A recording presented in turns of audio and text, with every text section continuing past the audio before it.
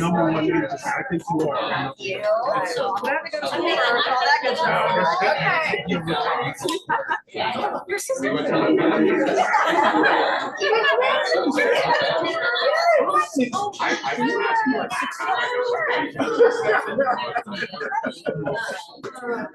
Yes, yes. Did I say hello to you? How are you this morning? Oh, wonderful. Open houses. I appreciate it. This is my friend Carrie Hall. She's from South Africa. She's nice to get on you. Welcome. Well, how long are you in the States? All right, so make sure you enjoy as much as the Twin Cities as possible. She was a family reunion. I heard so many good things about it. So you're going to get up and speak right then. We need to hear from the horse's house. And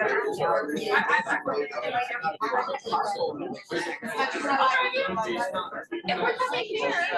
This is also very cute. Yeah, almost so nice. I'm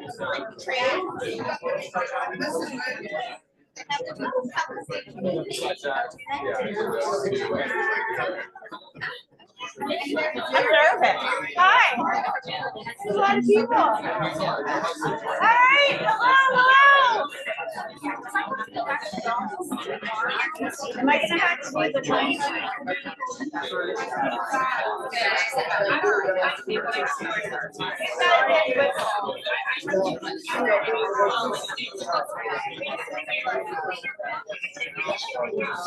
Hi, everybody. Woo. That worked. Kind of. You guys are making me a little nervous. So many friends in here. How is everybody? Good. Right? Good. Can you guys hear me online? Here to be ready. We got a nice little lapel. Yes, we're fancy. We're fancy. Let's see. It only took 2 We're good. Hey. It's progress. Okay. How is everybody? Good. Good. Yes? It's warm out. Wish the sun was out, but that's fine. We're here. Oh my gosh, so many friends. I'm excited you guys are all here. All right, well, we're going to get started because we have a jam-packed day. We're going to unpack family reunion. So who all in here was at family reunion? Raise your hand. Oh my goodness.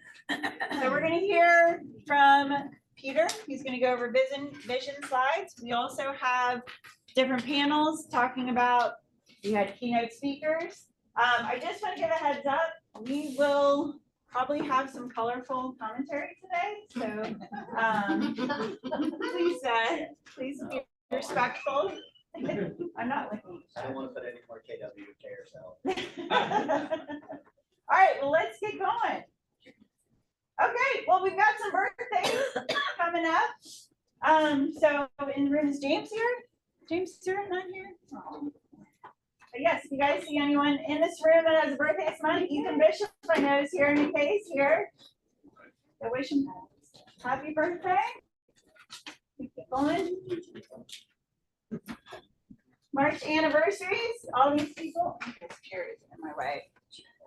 Okay, everyone celebrate March anniversaries. Yay!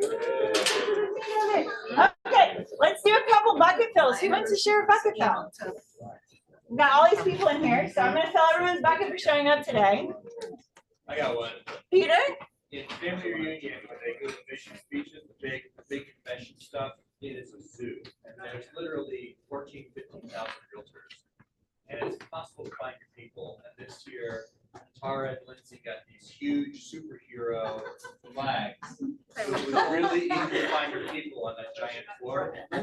What time are you getting up in the morning to make sure you got good seats for all of us with flags? 5:45. 5:45. And we all got to be at 7:30.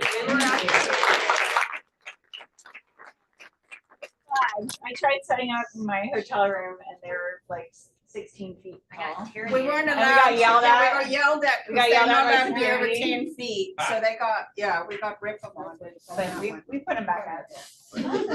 Well, thank you. Who else has a bucket fill?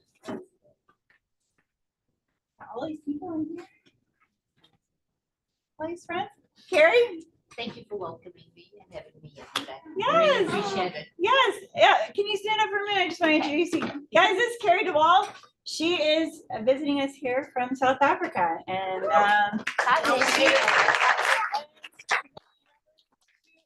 in all of South Africa. So, welcome. Thank you. Yes. Her daughter lives in Indy, so she blessed us with coming today and hanging out. Yeah. Who else? Travis. This guy's fucking Oh. I had some furnace issues about a few weeks ago, and it was like 7 degrees out, and the next day, you're out on top of everything. Well, it's a warm house anyway, but it was warm when it was. Thank you. Who else? One more. Give us a good one. Are we all scared to talk? I'm the one standing in front of everybody. All right, Doug, what do you got? William, actually, I think he's been very consistent with his videos. I like his personality. He's funny, he's genuine. We met this morning, this mastermind. The topic was authenticity. And yeah, I think when William makes his videos and speaks, we need to know he's very authentic. So I That's awesome. I would second that. Yeah, I love those videos. Especially when it's cold out Yeah. and there's snow. He's a nonchalant, funny. They're funny. Yeah. I think They're they should be in stand. They're great. Good job, Lauren. Very good content. I appreciate it. Thank you. All right. Well, let's keep going. March calendar is published. So today, right after this class at 12:30, Peter is teaching his wealth building for realtors. Yes, yes, you are. And so please, afterwards, we're gonna get lunch, come back in here, because once these panels start, we're gonna be going. We are gonna be sticking to a timeline, so we have to make sure that we are getting out of here at 12 o'clock on the dot. Printed training calendars are over by the printers, if you need one. Or they're in your packet. So we're gonna get started with Peter. Okay, so this is Gary's vision speech, right? Yes. How many slides are there?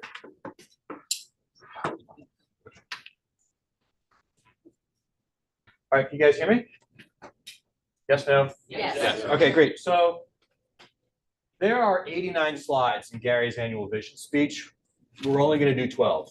And we're going to go quickly because I think the panels are more interesting than the data, but this does help give us context for the market and what we're experiencing, what our clients are experiencing, and helping our clients have some context so they can understand what they're doing here in Cincinnati. So the point of this slide, guys, is that we are in a recession, and we have been for some time. If you look at the absolute worst years of the Great Recession, 2008 was the worst. Show of hands for the veterans that were part of 2008.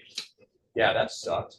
So what you need to know is during the worst year ever in the history of residential real estate in the United States, there were 4.1 million transactions. Oh, I'm sorry. There's just. oh. I don't know, you snooze, you lose, right?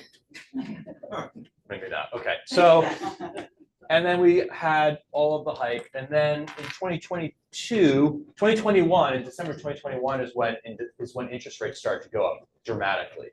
And so starting in 2022, we've seen the same number of transactions per year that we have during the worst year of the Great Recession. Now, the reasons why are different, right? One is interest rates are higher. The second one is that there's not a ton of inventory, which is how we can have so few transactions but still see prices increasing over time. Still, you guys experiencing multiple offers right now? So that's how we can have this weird dynamic of not a lot of deals, but also multiple offers. And the reason is inventory. That's the primary problem with our market. Okay, questions about that? The great news is we're not suffering like we were in 2008 because we are seeing, in conjunction with the lack of transactions, an increase in appreciation. So some of us are having our best years ever right now. Is this working? So let's do that. So here you go. The only point you need to take away here is that we're seeing home prices increase. If you look at over the course of a year, the median sales price is now pushed up. Sorry, from in December of last year, it's gone from 300, I don't know, should we let Carrie in? Yeah, I guess so. All right, Carrie. So you can see the price has gone up on average $20,000 over the past year, year over year, right? December of last year versus December of 2024. $20,000 on a $330,000 sales price is legit. That's about 5 or 6% appreciation, right? Remember, historically in this country, we're about a 3 to 4% appreciation rate. So that's how we're seeing an increase in sales price, despite not a huge amount of sales. This is the average home price in terms of annual appreciation. Nationally, you saw it was 2%. This makes sense, right? Not in Cincinnati, but nationally, we're seeing a contraction in sales prices because, you know, like those Zoom town cities where people all migrated to when you can work remotely, and coastal cities, they get these huge run-ups and now they've contracted. So in Cincinnati, we're still in a seller's market. We're still seeing high appreciation, but nationally, there's been a lot of adjustment. I have a coaching client in Austin. The average sales price is down 30% over the past 3 years. So when you factor that out, it looks kind of like flat appreciation. Let's see, what is this? Total market volume. The only point of this slide, guys, is that even though the average sales, even though there was only 4.1 million transactions in this country, thank you, Lindsay, with the exception of the goofy years around COVID, we're seeing some of the highest total market volume in 2025, and we're projected to see even higher in 2026. And this is because things have appreciated, right? So if you're talking to clients and they're reserved about purchasing in Cincinnati because they're waiting for prices to adjust down, how's that going to work out for them? I don't think it's going to work out for them. And this is the kind of data that you can share with them. There's nothing in the dynamics, there's nothing in the economics in Cincinnati that point to prices ever coming down. Why is that? It's still a seller's market. Why is it still a seller's market? There's not enough inventory. Why isn't there enough inventory? Nobody wants to sell because their interest rate. Nobody wants to sell because their interest rates are so low. What's the other reason? That's actually another point. For the first time in a long time, Cincinnati has a net growth in people that are moving to the city, which is awesome. There's a third reason. Population has grown, yep. Well, what's the third reason? Mike, what's that? They haven't been building enough houses. Lindsay, do we have the, we lost Lindsay. Do we have the home building slide? I don't think so. Okay, so here's what you guys need to know. This is important in explaining to clients why the prices aren't going to come down like they are in a lot of the coastal cities. The answer is new construction. In a traditional year, 1 million new homes are added to the United States housing market. After the Great Recession, a ton of builders got killed because they were just building on spec and everyone was buying, and people that shouldn't have been borrowing were borrowing money, and it was a shit show, and a lot of people closed. A lot of builders ran out of business, closed up, closed shop. As a consequence, the number of new homes added every single year after the Great Recession dropped precipitously, down to like 300 or 400,000 units instead of 1 million.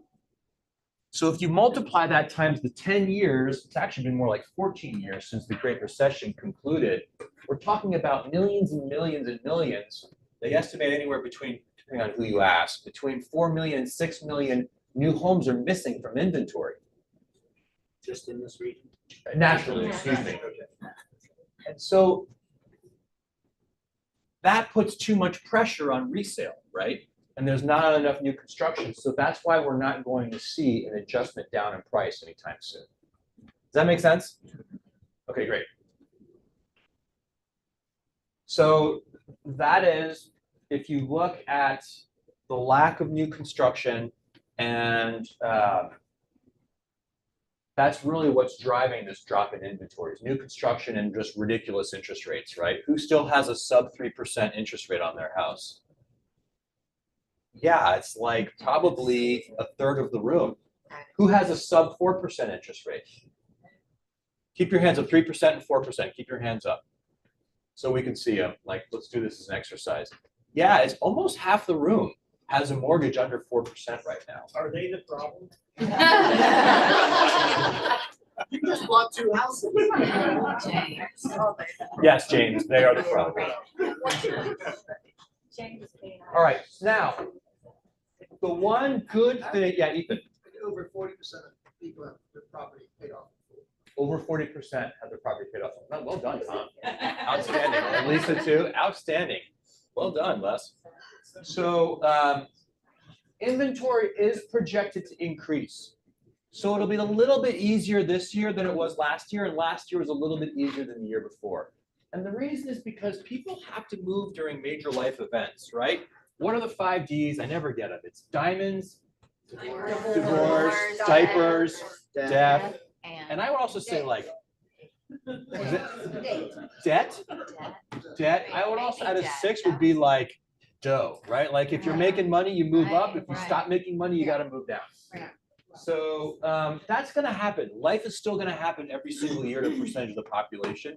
And as that happens, more and more people are going to have to move. And that's why we're seeing inventory kind of increase a little bit. Make sense? It's not because of new construction. New construction for the first year ever hit 1 million homes. That's just the average American consumption of new inventory. So new construction is not the solution for creating more inventory. The reason we're creating more inventory is because people just have life happen. Life happens, you gotta move. So there's that. Yeah. I read something yesterday, they were talking about this new legislation that Trump's trying to get passed. Yeah.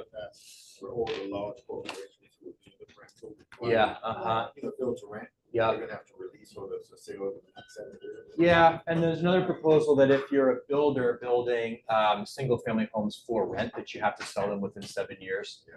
We'll see if it gets passed. I don't think it will. The other thing to note is that all of those like American homes for rent that were generated during the Great Recession, they actually own less than 5% of all the inventory. I think somebody said 1%, so I don't know that it'll make a huge difference, but we'll see. GDP, all you need to know here is that the country's economy is growing, growth is good, except when you don't have enough inventory. I would actually argue that if the economy contracted a little bit, it would be kind of nice because we would lower interest rates and create more inventory in the market. Okay. But you don't want to wish that on anybody. Unemployment remains low. Anything below 5% is considered healthy unemployment.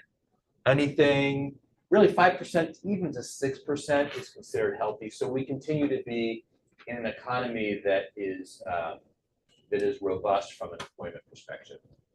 I don't know that there's a lot of raises going on. Unemployment for young people is actually dramatically high. 20% unemployment for kids aged, what, 18 to 25 or something like that? Wow. Yeah, so companies are not hiring in a weird economy. Yeah. I don't want to go for too long here.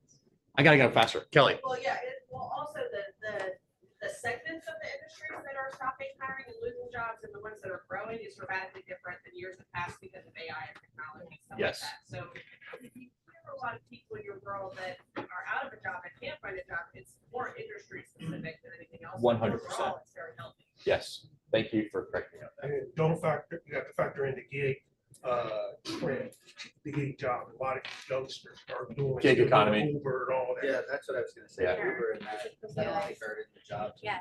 Yeah, I don't know that that's a career path. some it I'm might not be. judging, but I don't. Try telling them that. And this, Kelly, to your point, there's a couple industries that are driving the vast majority of employment. Yep, kids on the sleep. Yes. All right. So let's move to consumer behavior. Every year, part of your National Association of Realtors dues goes to this super deep and intensive research around consumer behavior as it relates to real estate. They do these massive surveys, compile the data. And the first thing you need to see here is that where do consumers go when they start their real estate purchasing process? Right. So we should be online. That's the conclusion.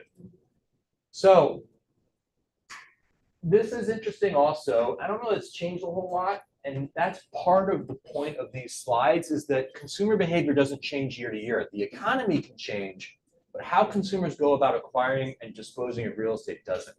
So they find their house where? Online. Great. And the next one would be from us as realtors. We're going to skip this, and we're going to go skip. This is the one thing you need to see here. 88% of consumers bought their home with a realtor. Now, if you're concerned that technology is displacing the real estate agent, I would actually argue that it's not. As technologies become more prevalent, there's a gradual increase in the number of people that are using real estate agents in the purchase process. Personality. Yeah, personality, community, communication. I also think what defines a realtor's value has changed, right? Before, the realtors were the people that had the access to the properties. Well, that's gone. So to be a great real estate agent, you have to show up as more of a fiduciary, where you have valuable information that empowers them to make better decisions. And you have to, of course, be an action taker, take initiative. And then the other piece I would argue is making sure it's a great customer experience. And when you nail those three things, you're actually going to be busier than you would have been back in 2001. Okay. This is really important. If you look at this, 43% of buyers were referred to their realtor by friend or family or neighbor. 15% of them used their agent previously. So if you add those up, that's 58%. So let's just, for simple math, 3 out of every 5 people who buy a house are finding their realtor because of relationships. We were doing a TCG Top Producer Mastermind earlier this morning, and the thing that kept coming up and up is authenticity and relationship. And so just recognize, yes, we all chase internet leads, or some of us do, and open houses and all the things, but the easiest money is in your phone. It's the relationships that you've already gathered over a lifetime. Also, I might add, when we're talking to Sphere, we're not talking to our Sphere to get our Sphere to work with us. That feels yucky. We're talking to our Sphere to earn their referrals. The statistic is that every person knows 5 people that move every year. And so your Sphere is not your source of money. Your Sphere is your multiplier of opportunity. Make sense? Great. Okay, 74% of buyers, they only interviewed one agent. So what's the takeaway here? Get first. Yeah. Be number one. Show up. Be first.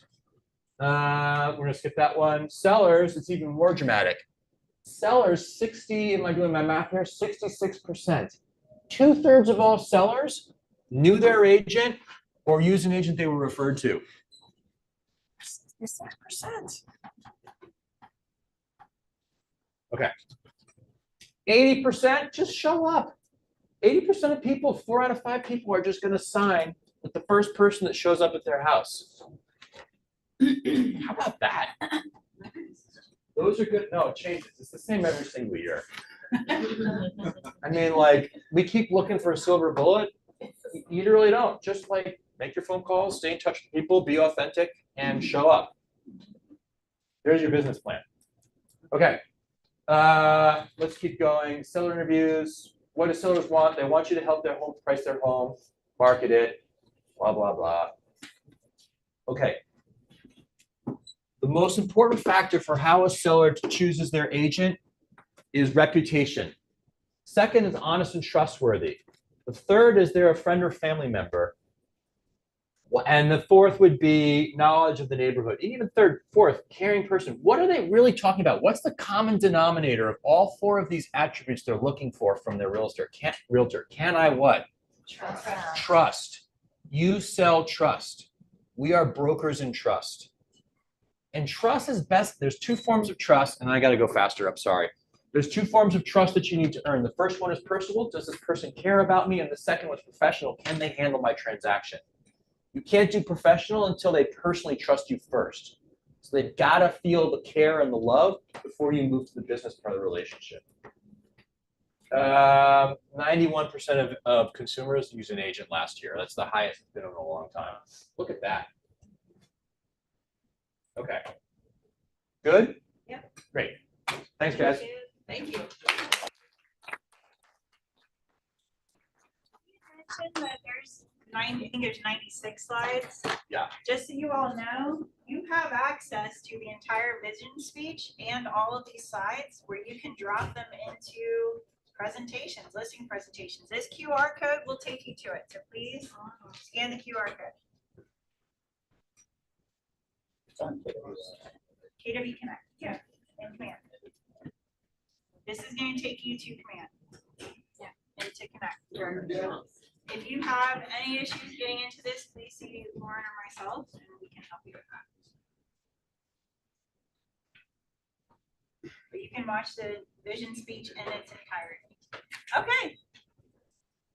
Good, we good? All right, thank you. Good. Everybody wants a picture of me? All right, so we're gonna get going because we still have 30 minutes left. And we've got panels. So the first one we're talking about is Social Media Con. Panelists, if you want to talk about Social Media Con, please come up. Chad, Maggie, Celeste. Was that Gary Vee? This is Gary Yeah. Vee, so if you want to talk about Gary Vee, I listened to that. come on up. Tom, I don't bite.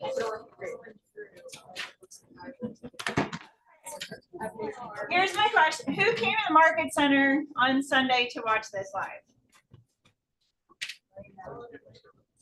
You want to get up too? You don't have to. All right.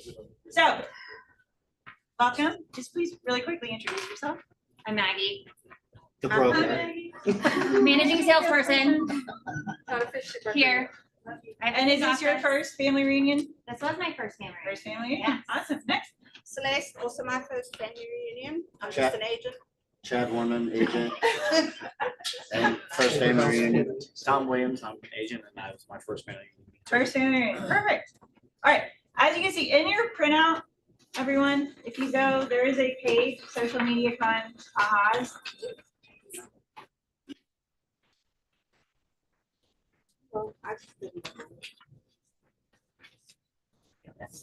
Okay, so Maggie, I'm going to start with you.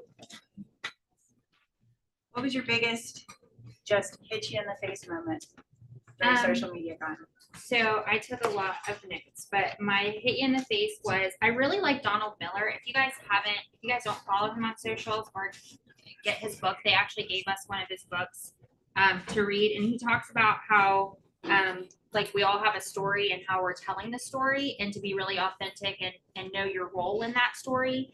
And I really liked what he had to say. He was incredible. So I can't think of the name of this. I think it's Your Story, like 2.0 or something like that. I can share. I have a copy of the book. I have the book in my room. Yeah. What is it? Story, what- Story brand. Yeah, the way he spoke really made sense. So what he does is he goes to like advertising, like he goes to companies and he helps them advertise. So he has to basically create this story and who he's talking to and who his audience is. And I really resonated with what he said. I took a million notes on it, but I would just recommend you to grab that book or listen to the speech if you can. Go back and listen to it. I'm sure it's on social media at some point, somewhere. But I really liked him. I don't think he got enough credit there because Gary Vee kind of said You a lot. talked a lot about Giselle low was cognitive versus high cognitive Right. Yeah. messaging. Right. And it was Keep very it much simple. like, dumb it down a Just bit. say it simple. If you have to think about it, then they're gonna move on to the next thing. Yeah. You have an attention span of 1.7 seconds. Right. That's on the video part too, but it was very much, your messaging to be low cognitive to attract. To reach your audience. Kids, Yeah. kids love fish, right? Kids Kids love aquariums. Kids, Yeah. Kids love aquariums, Yeah. Absolutely. That was my Or big fish, same takeaway, difference. was also his high cognitive and his low cognitive words. I've since got on his email list, and it's crazy because I get 1,000 emails.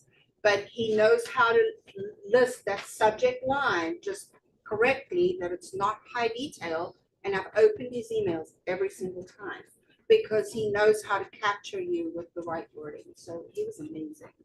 who is that? Donald Donald Miller. Yeah. the book like, I don't know, 12 years ago called Story Brand. Yeah, now it's 2.0. It's a Yeah, updated. he's- That's what it's it an is. update. That's If you the want the latest book, I have it. No, I read it like 12 No, years there's a ago. new one. There's a The new new Just one came out. just came out. Oh, okay. Yeah. On branding? Story brand 2.0. All right. I liked, I got a lot from Giselle Ugart. I liked that, she was one of our initial speakers, and she came out and she was very open about like her background, that she actually suffered from an autoimmune disease, and she's a big social media person. And she said, like, Gary Vee was always somebody that she always wanted to be a speaker in one of his presentations. And she said she just asked. And he gave her the opportunity. And she was like, oh my God, what am I going to do? I've got to speak at Gary Vee. But she did a fantastic job. And she talked about her illness and that we create, and I'm so guilty of that. Like, we create such personal insecurities about being on social media and saying I'm not good enough, I'm not pretty enough, I'm not young enough, I'm not, you know. And so she made us actually go onto our phones and speak positive affirmations to ourselves about why we are good enough and why we are, we should be out there on social media. And I just really took a lot away from her. I love what she had to say. She talked about turning the dumpster fire into a light. Yeah. And then how you can be a light to someone. She Is she the also, one with the ponytail? Yes. With a Yeah. black and red. Yes. She was amazing. Yeah. I Great love her. energy. yeah, Yeah, she was energy. excited. She was the first one that Yeah. came on. She said, one thing I have in my notes too, to balance your content, and I wrote a little like graph on my paper, like personal, expertise, and then sales. So personal is like the small talk, and the small talk leads to the big talk. So to make sure that your content isn't all like expertise about real estate, that's important, but people want to relate to you on the small talk level too. I liked that. You have to find your communities. Yeah. That's what they said. Yeah. That was like one of the, across all the speakers, you had to find who your people are. Whether it's the gym or gardening or cooking or whatever. And then that leads to conversations that lead to business. Chad, is it find or is it define or is it both? Find. Probably I wouldn't both. find, I don't think you have to find new communities. I think you have to find, it goes back to creating the avatar of who you want to sell real estate to. And then once you create that character or however you want to describe it, then it's you build your community around that. So it might be defined, but more than find. Or you're already in your own communities. You've got communities outside of real estate. You push into those communities and I don't want to say dumb down your, but you shorten your storyline up, and that, you know, you can already relate to these communities, relate to that community, and then that will, like Chad said, lead to the bigger conversation. My two big takeaways from Gary Vee as far as what goes: stop making fucking excuses and do the work. I mean, that was his big thing. And that goes across anything that you're doing. If you're making phone calls or if you're creating content or whatever, he basically told a room full of 14,000 agents to quit being fourth graders, and who cares what Tommy Smith said about you in fourth grade, and just post the video. Because the person that takes the 4 seconds to go out of their way to put you down is not who you're trying to talk to. It's the other 25 people that are either conversing back to you or taking your avenue of like, hey, what's your problem? Why are you making fun of that person or whatever? We're adults. Like, you know, I mean, all of us in here don't make fun of anybody as far as online or whatever. I would hope not. But that was one of the takeaways. And the other takeaway for me was, I think moving forward, we all have to have several handles and be on all forms of content creation. Gary Vee said he posts 300 to 400 posts a day. Not a month, not a year, a day. And it's across 9 or 8. Said LinkedIn, Snapchat, Instagram, handle Instagram. But tying into that, YouTube short and YouTube long form are the next wave of where AI is going to draw who you are, period. And he got his start from YouTube Shorts. He did, but he said that in 3 years, if you're not creating content now, AI is going to wipe your reputation away from you. He also said it's not social media, it's interest media. Yeah. And yeah, he said different handles for different things. So I might put dog mom Maggie as one of my handles, and that's people that know that I love my dog. I might put chicken mom on, like just you whatever. I'm an Move animal. to Mason. Move, yeah, or move to Chad sells Mason, or Chad sells whatever.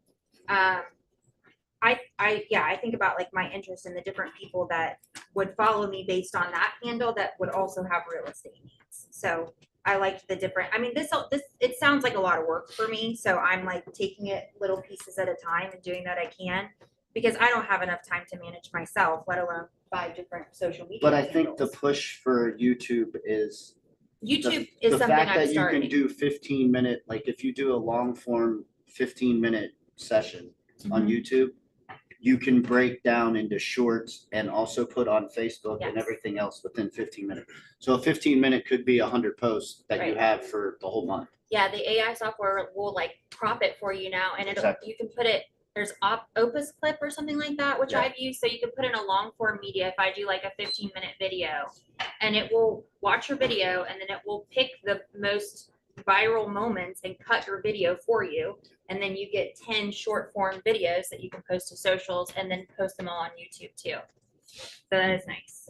And the reason he was saying to go on YouTube with the shorts and the long is because that's what's pulling from searches. That's why you're, AI and all yes, that, correct. Right. which has its own- AI really in that gap there. AI is taking it and pushing it in that direction. Well, that makes it makes sense. I didn't realize that, but it makes sense now that we think about it, right? AI is not going to pull like data off of Facebook or Instagram, like for facts. Well, it will, but yeah, it's not a No, fact checker. it's So not a- yeah, but you're YouTube is like educating the next Google as far as research goes. what AI is going to pull. Especially from. when AI pulls from it.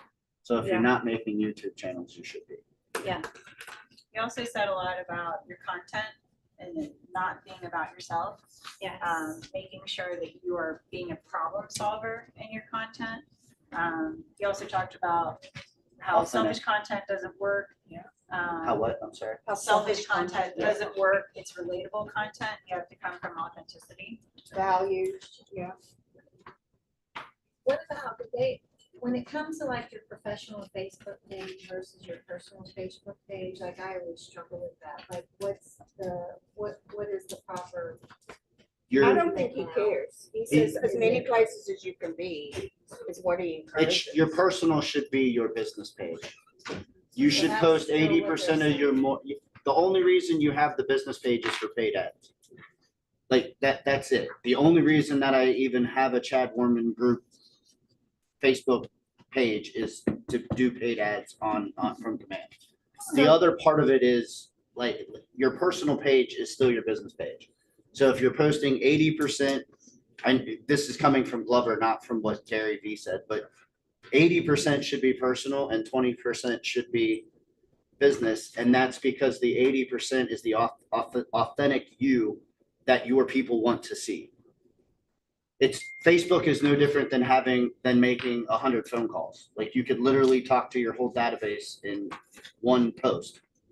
And then the conversations are where it comes from that. So this was also addressed when Jason Abrams came to the region and did the Call to Play Win the Day class. And he said it really depends on your goal. So if your goal is to have a business that's an asset to sell later or to pass on to someone else, then you do want to incorporate your business pages, and what you want to do is share between each other and tag each other. Okay. And make sure if you have a team that your team members are tagging that business page but posting on their personal. So he kind of addressed that with what your goal is. If your goal is not that, then go all the way personal, all in on your personal brand. Because the business page is not what they want to see, but it's the interaction between your personal and the business page that will get more shares and likes and other things. But if you want to develop that as an asset, then you'd go that route, but otherwise, no. I just want to expand, I'm sorry. Go ahead. Well, one thing I do is I went to a family reunion and I met the influencers and I paid them to manage my business page. And when I don't have no content to post, I just share it right off my business page. They post something every day. And I also learned stuff from them. And I got a video to talk about everything. and just to expand on what Chad was saying, what Gary Vee was saying, when he says 80% personal and 20% business, he's not talking about posting pictures of his family. He says, I never post pictures of my family, my kids, or anything like that.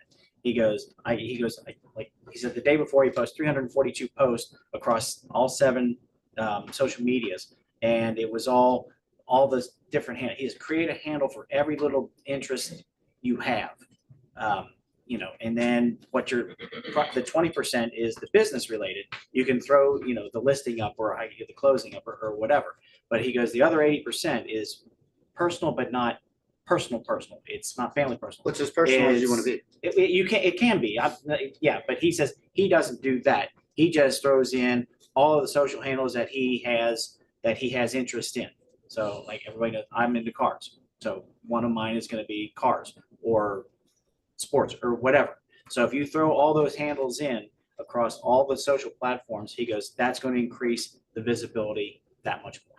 And it used to be that if you had a lot of followers, you could have the viral videos and stuff like that. But when he went from interest-based things, is you could have a platform where you haven't posted anything, have an interest-based post, and it can go viral because it's picking up on those keywords instead of followers anymore. Like that's changing. So it doesn't matter how long you've had that handle or that platform. It could be today and you just started it. It could still explode because it's picking up on the interest and what the content is, not just how long you've had that handle. And I will tell you personally, like I'm not huge on social media. I try to mix the personal with the business. I'm probably too much business, but when I post, so y'all know, some of you know I play pool. When I go post a tournament result or something like that, I'll get 200 interactions with it. I'll post something on for work and I'll get 0, but then somebody from pool will say, ask about work, right? It's a weird, it's not weird, but yeah, sometimes it connects. but nobody cares about the work stuff until they have a real estate need. But they absolutely will interact with my other one. I mean, even Peter's like, oh, I saw your tournament thing. Like, how'd you tell me about the tournament? He doesn't ask me about real estate. So it turns into those conversations. So Well, he will sell your house. yeah. I got the best text just a minute ago, by the way, from one of our Commonwealth agents that said that anyway, she's trying to lock me down to buy a house with her, but it was the best objection handler I've had in a while. But anyway. James, did you add? No, what Kelly said was So good. Going back to the interest thing, I was gonna say 2 things. One, 342 pieces of content a day with 20 full-time staff. So, Yeah. like, just Don't let it reduce overwhelm you. that a little bit, so there's no expectation. But he also did say he was taking it down to 7. Yeah, because of AI, right? Right. Because of AI, yeah. And then the second thing was about the interest. I looked at interest economy or interest content was follower count doesn't matter as much anymore. I mean, it's still important, but it's not the end all be all because people are seeking out, you're gonna get served up and your family, your friends, your clients are gonna get served up things that they're interested in, not just if they're followers. I think he used the one example was his YouTube channel. One of his clients or someone that he was coaching had never posted on YouTube, but they took a video and posted it on YouTube and it had 150,000 followers that day. And they hadn't even started because they had the other stuff connected. So it's all connected behind the scenes as far as what AI is pulling and what people are seeing. And he also said, don't worry about the likes as much as the comments. Meaning that if you have 10 comments and 14 or 5,000 likes, the 14 comments are way more important than the 5,000 likes. Because it shows that you're engaging, and that's when he said you want to instantly go on and reply back and do the things that answer the question or can continue the conversation because it shows it's more intriguing than not doing it. He also said when he was getting started, or if you're getting started, that if you make a post and it has the comments, he said boost that post. You pay for it. Pay $10 Have to it do go that. further because it's already getting the actual It's already time and getting traction. Tom, did you have something else? Tracy had With regards to the focus on adding value added, because what we do as realtors is, more so that now than ever before. Did they talk about anything related to posting along those sorts? It doesn't seem well, like he was- it. Just I be was gonna say, personal and like, authentic. and Brandon can probably talk about this one, because he knows this stuff inside and out. He's got people who do it for him. Gary said, take a video and you can just talk about one subject. He goes, and somebody can help me out here with this. You can take it and it, either AI or however you want, it can be edited to meet the criterias that match each social media platform the best. And it will get edited to get to maximize the amount of views on each platform. Am I wrong? Does that sound about right? So if you, Tracy, what you were talking about is if you can take one video and have either AI do it for you, and then, say, I want this video to go viral on TikTok or whatever, or on Facebook or whatever. And it will take that 30-second or 1 minute or 2 minute video and make it maximize its use for each platform. Customized for each platform. Do you follow Ethan? I'm not calling you out, but you should follow him on Facebook because his posts are awesome too. Like he does a lot of personal and business all mixed in. What's his name? I Ethan Bishop. mean, it's just. Mr. Bishop? That's the Bishop of Cincinnati. Ethan Bishop. I was pointing to it, but I mean, I follow him, and I mean, I don't know if there's anyone in real estate right now hotter than he is. So congratulations to that, Even what? Bishop. Bishop of real The estate. Bishop of Cincinnati. I was just gonna say, There's a real if you estate. like Gary Vee and want to read Jab, Jab, Jab, Right Hook, it's one of his first books. It basically ties into everything we're talking about. It's a good read. My last takeaway from Gary Vee was cut your kids off. Yeah. Cut your kids off. I had a 10-year-old. I wish I could We cut her off didn't now, get but where that's- we are because can't our be living in the because basement. our parents held our hand and paid our bills. That's So right. that was my big takeaway. Sorry, I have a client. Yeah, you definitely talked about it. For their kids right now. All right, so now we're gonna switch over to Jay Shetty, because we only have 10 minutes left. Do you guys want to talk about here? If you don't want to talk about Jay Shetty, let's be fresh. I have next. All right, so, who all in here follows Jay Shetty? Good dude. That was good. She took the notes. I just, it was a great You speech. just attended. It was inspiring. Don't ask me exactly what he said. It was just, it made you feel good when you got done. I'm sorry, All my right, retention sometimes is not. I have, the big thing with him for me was, I think we all have this view of where we're supposed to be. Like every agent in here sees an agent that's more successful or makes more money or whatever, and we're like, oh, we should be there because I'm 3 years in the business, 10 years in the business. And Jay said, you just gotta forget about that and come back to where you're at today. And just be you, just be you. And everyone's journey is different. Maggie, you want to start? Okay. I really liked Jay. I had never heard of him before. I'm in an 8-year-old world with my son. So we watch, Ninja Turtles and all the things. So this was my first time to see him and I loved him. So the first thing he talked about was there's a Buddhist story about the raft, the river, and the forest. And if you don't know the story, which I didn't know, it basically, I'm not going to tell it well, but Buddha would build the raft and he got across the river and then he carried the raft through the forest with him, and he was like getting hung up on the tree branches and it wasn't suitable for him getting through the forest. And so the mindset was that what got you to one place is not necessarily what's going to get you to the next place. So what things do you need to let go of that have made an impact thus far, but you don't need anymore? Yeah. So I'm somebody that holds on to a lot, and I'm like, this is how I got to where I am, so I'm going to keep doing it. But we can apply that in our personal lives, we can apply that in our business, we can apply it in our faith, so many different aspects. So I love that.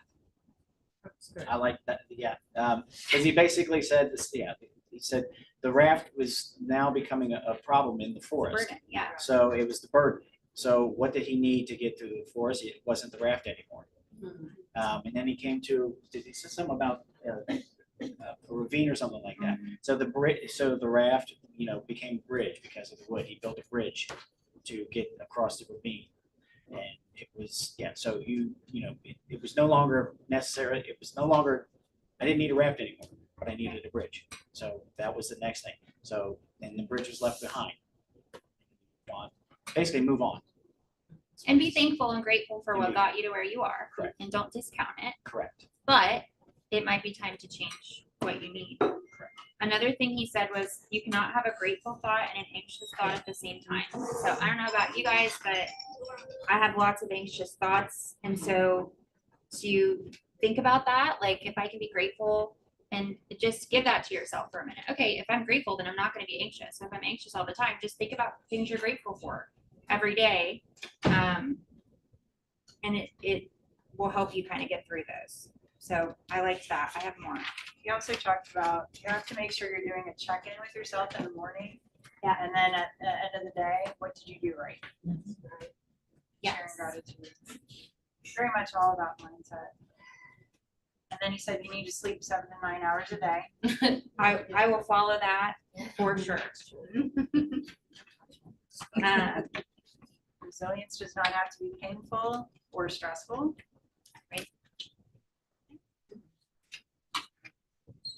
Oh, he had us go into boxes. Remember that? Yeah. So that was kind of cool. He had us like split up between, so he asked if you were like outgoing or reserved. So hold on, he had 14,000 people get up and move throughout the entire convention center into 4 different sections. And so different quadrants, and it started with all the outgoing people move forward, or I'm sorry, move to the left side of the room. So you had 14,000 people shifting. Outgoing people this side, reserved people this side. And then he had it break into where if you're a reserved people person or an outgoing people person, step forward. If you're more on task, step back. And it was very interesting, just seeing everyone cooperate. Right. There wasn't any Anybody didn't trampling. get hurt. Yeah. Nobody got hurt. Yeah, and then he talked about like what that meant, and he described the people in those boxes. So it was a really easy way to like, first of all, think about yourself, but also like to identify what type of person your client is, like how you need to talk to somebody. If they're an outgoing people person, you're going to talk to them different than if they're a reserved task person. I have an engineer that I'm in a deal with right now, and he wants to see everything lined up and all the data and every dollar amount. He wants to read through every line of the contract. And that's different than if I was selling a house to myself. Because I'd be like, oh, great, it's fine, you know. Where do I sign? Yeah, sure. What? Mirror. Were there the Yeah. same amount of people in each quadrant? Just curious. Or was No. it No. all different? It was Michael? I would highly recommend watching Jay's interview with Kobe Bryant. Oh, okay. Okay. Okay. Wonder if Tara's seen that. Yeah. Yeah, she's a huge fan. I will say that all of these, again, I'm not a social media person. I'm trying to be, but I've never heard of these people before.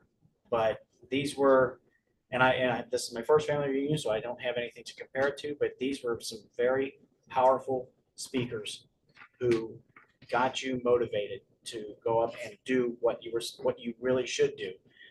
Peter just brought it up before with social media, that everything's being done on the internet now, good and bad. We need to get up there and do it for good.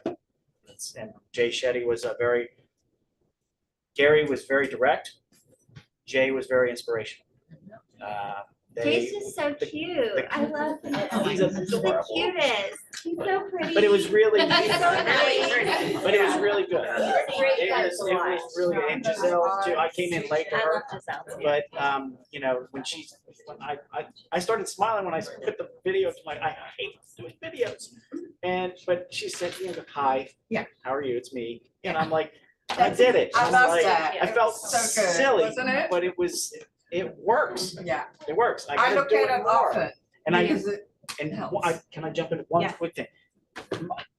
I need to make that a habit. And I did a breakout. Jay Papazan did a habits. The cue for a good habit, make it obvious. Craving, make it attractive.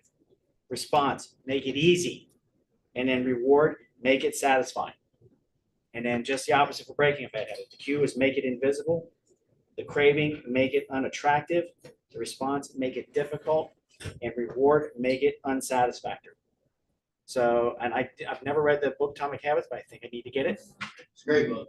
So, I have one. I'll bring it for you. thank I you. bought one. So that's where my habits are, my goal is to try to work on the videos to make them a good habit and make them satisfying. One thing Giselle said, and I promise I won't be long. So people that trash talk on your posts or people that give you crap for your posts, respectfully, you are not my audience. That's right. Uh-huh. So that was my favorite. Awesome. Well, thank you guys so much.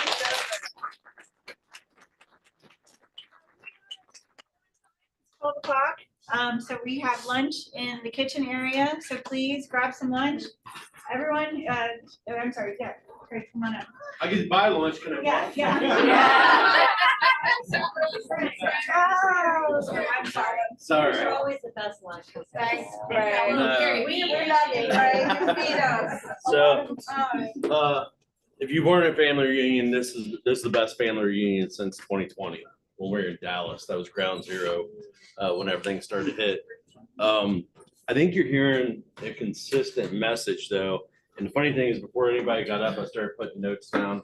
I met with an agent last week. And does anybody know the term vertical market? Vertical market's a niche. So within your database, there's vertical markets. So you might have an accountant, a financial planner. So those are vertical markets that you can get into and specialize in, right? So then I started thinking about, everybody's trying to get on social media and start specializing some stuff. So what are some things, how many people have done first-time homebuyer seminars here? Want some other ideas for some classes? Yeah. About 1031 exchange. What do you do with real estate in case of divorce? Does anybody know anybody here that died in the last couple of years? Yeah. There's an opportunity in these niches where you can become a specialized agent and surround yourself with other specialists, right? So financial planners, human resources, first responders, veterans, that's a vertical market. Wealth planning. So these are all ideas just to kind of get things going. But this is all about your database. And there's this crazy company that came around in 2022 and bought Keller Mortgage and rebranded as Keller Home Loans and it's backed by Mutual of Omaha. And we came up with a program to help agents capitalize on their database. It's called Agent Plus. It allows you as an agent to get licensed as a loan officer. You know what just happened right now with rates going down? Someone's not, that person you sold a house to in 2023, what were rates in 2023? 7. Refinance rates right now are about 6 or just below 5 on some products. Those people are refinancing. So those are opportunities within your database. Well, I'm sorry, below 6. With a 5 on it. I got 5 on it. So the Agent Plus, we were back to back. We had people at our booth all day long at Family Reunion talking about Agent Plus, the opportunity. So I'm not just in Ohio. I got teams in Texas, North Carolina, Pennsylvania. So I'm constantly on the phone talking about this opportunity. So if you want an opportunity to capitalize on your database, the average person, as Peter said, you're going to sell a house maybe every 9 to 13 years, maybe 6 at most, but that same person's refinance every 4.5. So there's other opportunities within your database to capitalize and make some money. So if you want more on the program, the key to our program is it does not take away from your real estate side of things.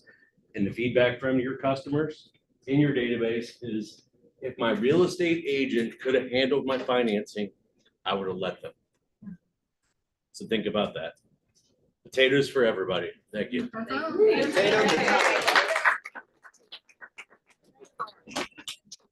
do you guys do? All right, thank you. Craig's gonna be hanging out. Guys, grab some lunch and then we're coming right back in here, 12:30 for Peter's class. And find someone that wants family reunion, pick their brain on the experience. Thank you, guys.